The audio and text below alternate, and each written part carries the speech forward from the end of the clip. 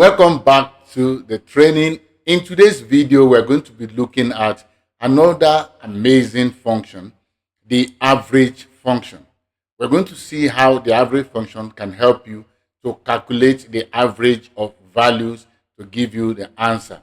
The average function is an arithmetic function, and the function is used to calculate the arithmetic mean of a set of numbers, which is the sum of the number divided by the count of that number. So it's, in statistics, when you said you want to do average or mean, you are finding the addition of all values divided by number of observation. So this function is what you use for mean, especially when you are calculating statistical mean. So you don't have to pick all the values, add the values, and divide by number of them. Just use the average function to capture the value, and it will give you the average. So it calculates mean, and then of course it can handle range and individual values.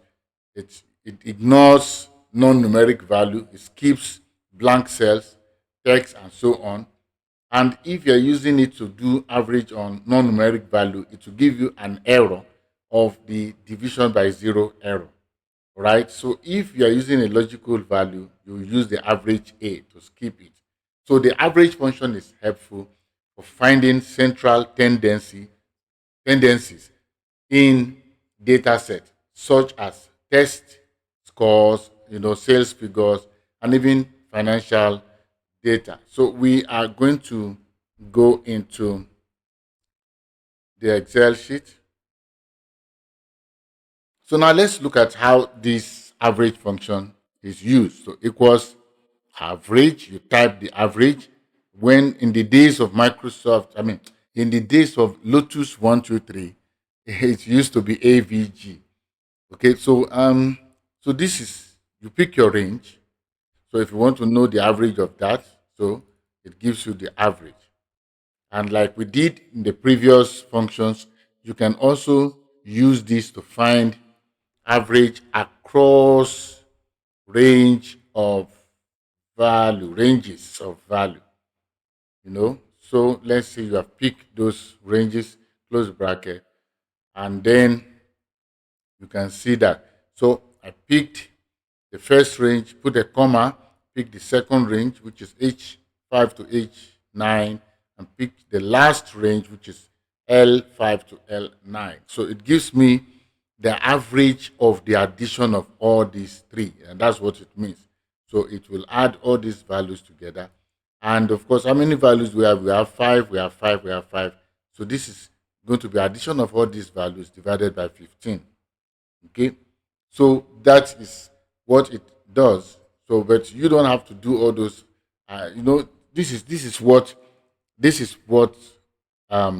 average looks like. It's like putting equals sum, and then now saying divided by count of the value. So this is what the average function has done for you. So instead of going through this, you just simply use the average function. So you can find average across, you can find average of value. You can even, do the equals average, because average of this, and then you want to say minus average of this. So you can also use average function to subtract one average from another directly. So these functions are quite flexible and interesting to use. So it depends on how you want to, or what you're trying to arrive at, or what kind of formula you are working with. So this is the average function, the powerful average function.